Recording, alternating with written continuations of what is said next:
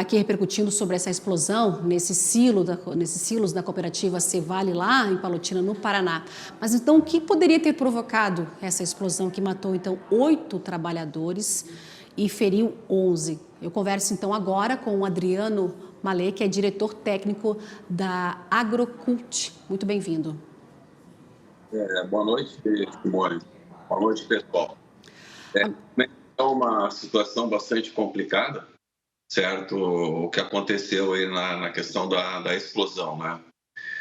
A gente tem que considerar que, para acontecer o efeito explosão, nós precisamos ter 3 itens fundamentais, né? E únicos.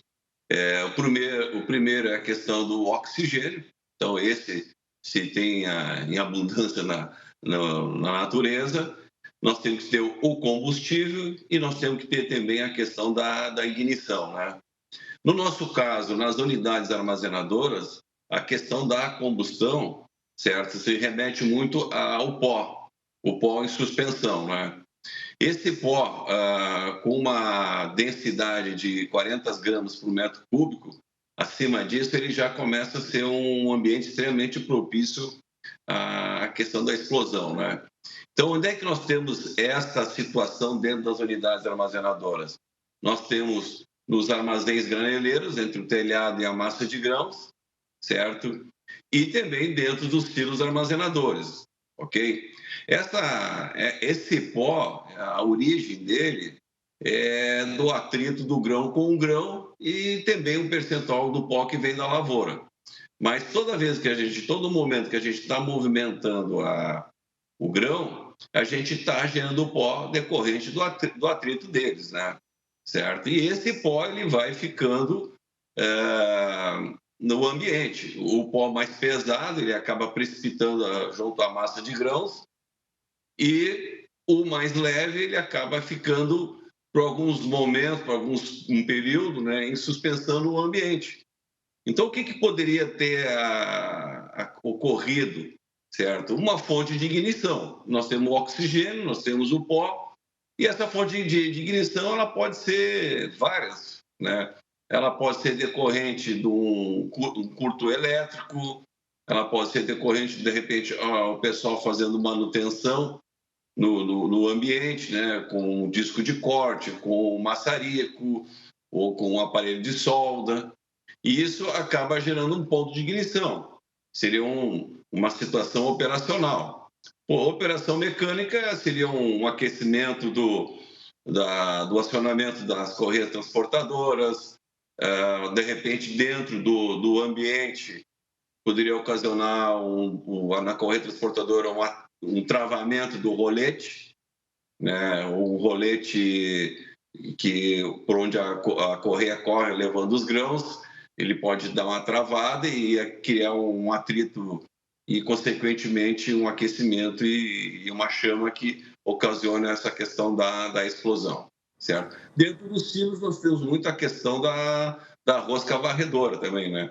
Às vezes o pessoal está operando a rosca lá, que faz uma descarga após a descarga do talude natural e acaba podendo dar um curto no sistema elétrico dentro do silo e volta a frisar. É um espaço confinado, né? Tem o oxigênio, tem o combustível, que é o pó, falta o ponto de ignição e aí criando essa explosão.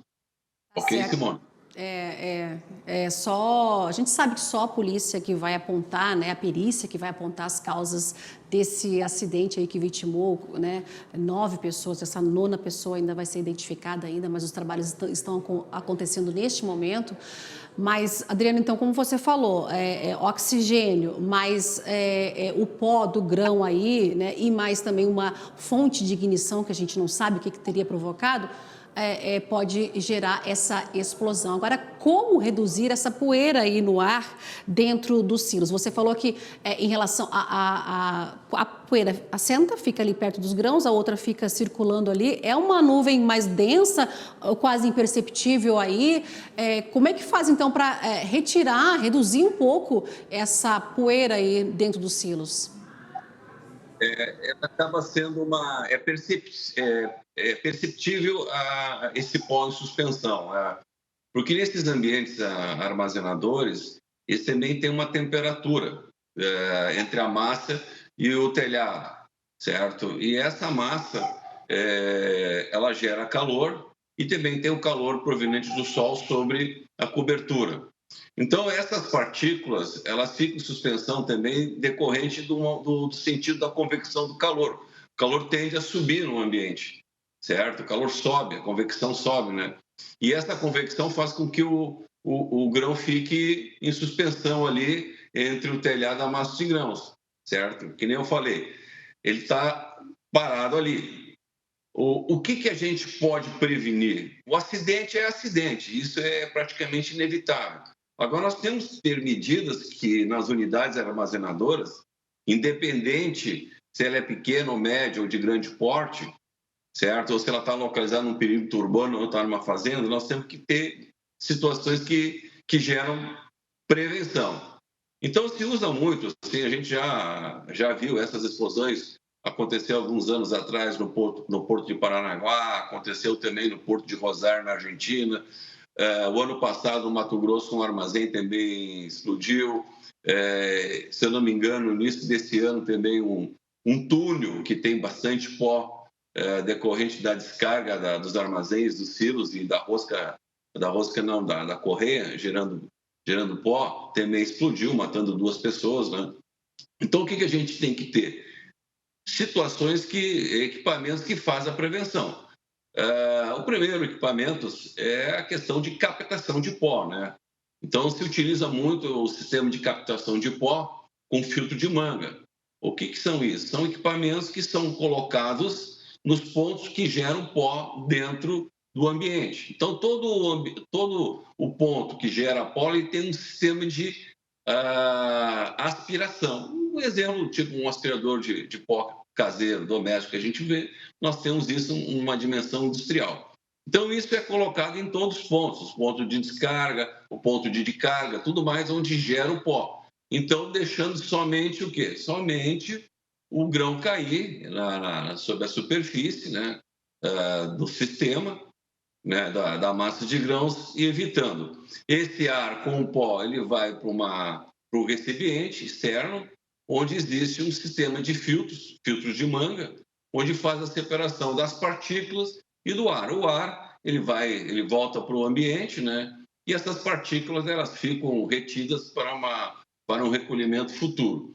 Isso é um equipamento que se utiliza muito a nível de portos, que os movimentos são muito maiores, né? Não só no Brasil, como nos Estados Unidos e outros lugares também, né? E também tem um sistema que a gente chama que são sistema de exaustão, que a gente instala sobre o telhado dos armazéns e dos silos. São sistemas de exaustão que acabam gerando um fluxo de ar entre a massa de grãos e também o telhado internamente. Esse fluxo faz com que o ar passe e automaticamente faça um arrasto dessas partículas para o ambiente externo.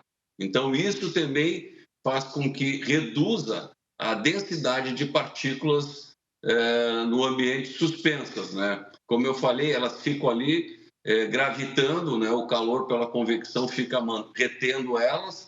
E nós precisamos do quê? Nós precisamos de ter uma ação na captação do pó, na geração do pó. Nós temos que ter um sistema de exaustão que faça uma remoção através de um fluxo de ar que faça um arrasto, entrando ali pelo pé direito, do armazém entre o telhado e o pé direito, e saindo lá em cima, fazendo esse arrasto. E um terceiro também, um equipamento também seria bom, são equipamentos que são colocados quando a gente faz a carga no armazém, que reduzem bastante a emissão de pó, né? São aparelhos ligados, colocados diretos à canalização, também reduz a questão do pó. São tecnologias que nós temos aí para ajudar a evitar e prevenir esses problemas que a gente está vendo aí. Então, Simone. Adriano, esses processos que você acabou de falar aí, você observa isso nas instalações aí de silos, armazéns? Não, é muito pouco. Então, certo? faltaria uma fiscalização aí para fazer garantir esse processo de manutenção, controle nos silos, também para garantir, então, a segurança do trabalhador? Sim, sim, sim. Não, ainda falta porque hoje a gente vê bastante essa questão todas as empresas grandes, né? Até a empresa que aconteceu esse sinistro, eles têm guarda de segurança, técnico de segurança, engenheiro de segurança, todo esse aparato ele sempre está focado em reduzir riscos de acidentes, né? E como eu disse, acidente é acidente. O que falta, na verdade, é uma conscientização geral de saber que uma unidade armazenadora ela é uma unidade industrial. E, para isso, ela tem que ter itens de segurança, EPIs de segurança. E um trabalho de conscientização dos funcionários e operadores que estão na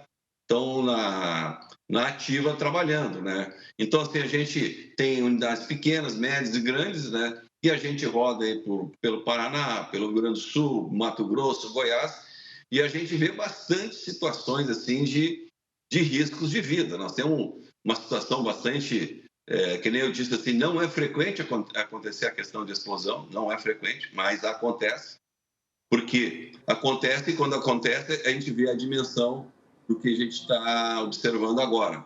Certo? A explosão, ela tem duas explosões sempre que acontece, né?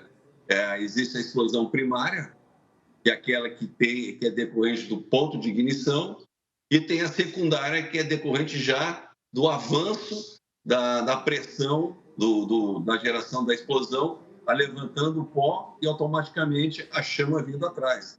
Então, isso chama-se explosões secundárias decorrente da inicial. Mas nós temos casos assim de acidentes decorrentes de gases, formação de gases em túneis, que o pessoal, os operadores acabam morrendo por asfixias. Nós temos situações também de mortes frequentes de pessoal que cai sobre a massa de grãos, caminha sobre a massa sem ter um IPI, sem ter um cinto de segurança e tudo mais, né? Então, isso tudo gera muito risco de vida. Então, hoje nós estamos vendo um caso bem agravante, que é a questão da explosão, que não, volto a reforçar, não é frequente. Acontece e está ali uma bomba sempre, se não fizer os atos de prevenção. Mas tem também mortes pelo gás, que o grão é um ser vivo, ele libera CO2, ele é mais pesado que o oxigênio, então ele acaba se depositando nas partes mais baixas da unidade, que são os postos e os túneis. E tem aquela imprudência do operador de caminhar sobre a massa de grãos sem ter os EPIs adequados, certo? O que a gente precisa sempre é trabalhar na questão da prevenção e também a educação dos nossos funcionários, operadores, Simone.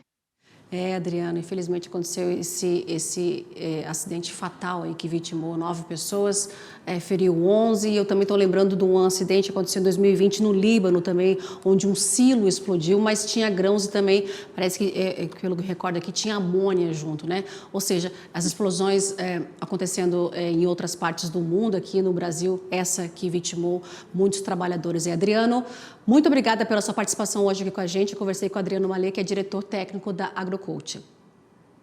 Obrigado, Simone. Obrigado pela oportunidade. E o que a gente está falando aqui é para tentar prevenir a situação. Muito obrigado. Boa noite, pessoal.